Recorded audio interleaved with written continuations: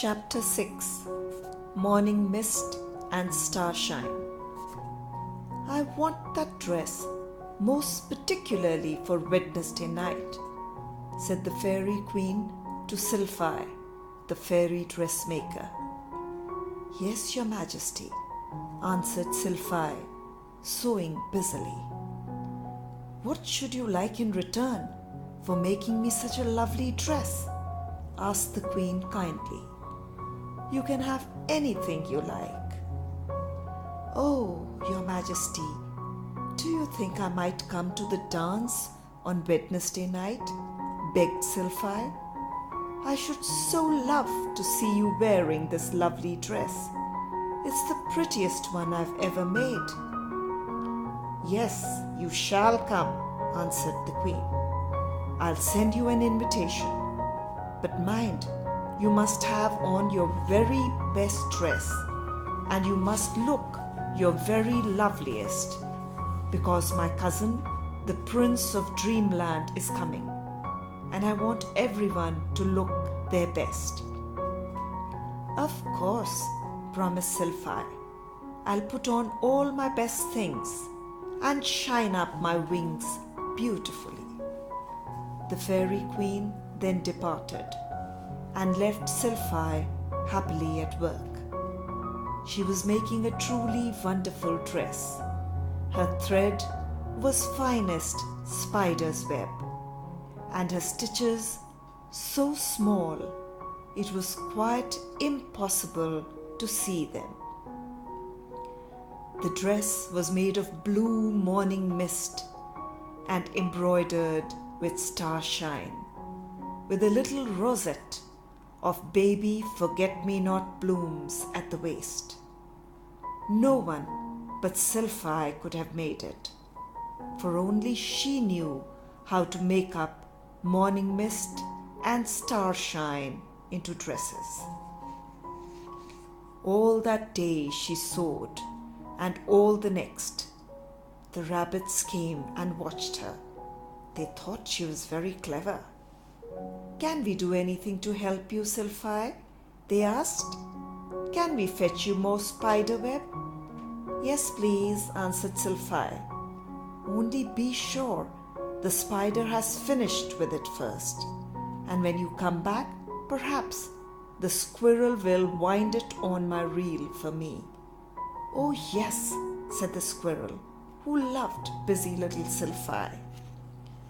But the rabbits came back, saying the spiders would not give them any more silken thread.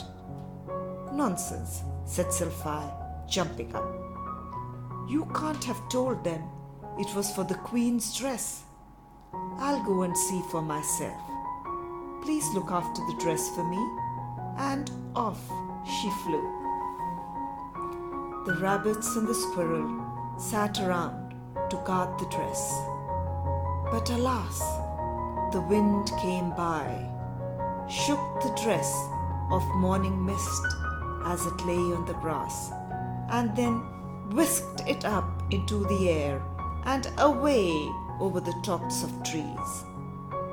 Oh dear, said the rabbits. Oh dear, sighed the squirrel. Oh dear, sobbed Sylphi when she came back and heard the sad news. Never mind, said the squirrel hopefully.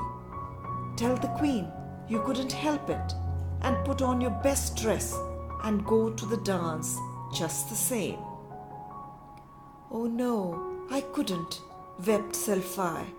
I promised the Queen she should have a dress tonight, and I'd made it so beautifully too. I shall go after the wind and see if I can get back the dress. Off she went up into the air, searching all around for the frock of morning mist, but nowhere could she see it. She flew for miles and miles, and at last came to the home of the south wind. Please, she said, tell me where you put the dress you whisked away this morning. Dear me, was it an important one? Said the south wind. Yes, very. Oh, do tell me what you did with it, cried Selfie impatiently. Well, to tell you the truth, I don't know, said the south wind. I'm very sorry, but I never thought about it. Oh dear, said Selfie sadly. You really should look what you're doing, you know.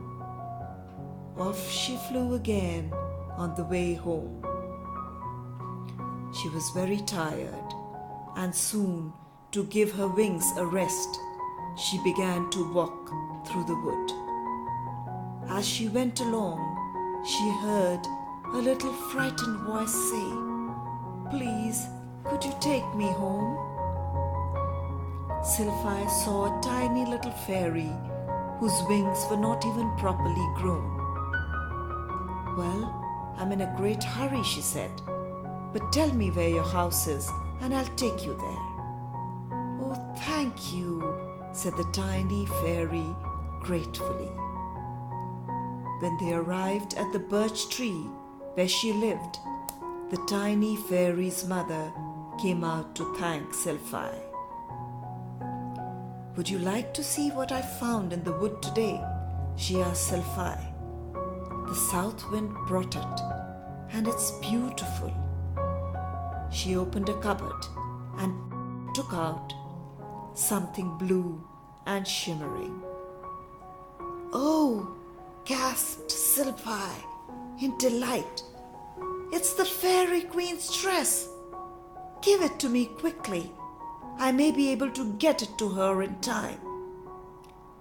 Selfie flew along as fast as she could, hot and panting, feeling her dress torn by brambles and her hair pulled by thorns. At last, tired, dirty and torn, she arrived at the palace and asked to see the queen. She was taken into the magnificent great hall where everyone was assembled. "Oh dear," said Selfie, "I didn't know the party had begun. I brought the queen's dress for her, and now it's too late."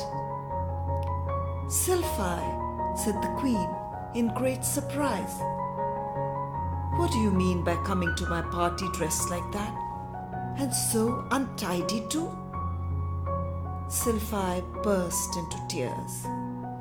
Kneeling down before the queen, she told all the story of the lost dress and how it was found.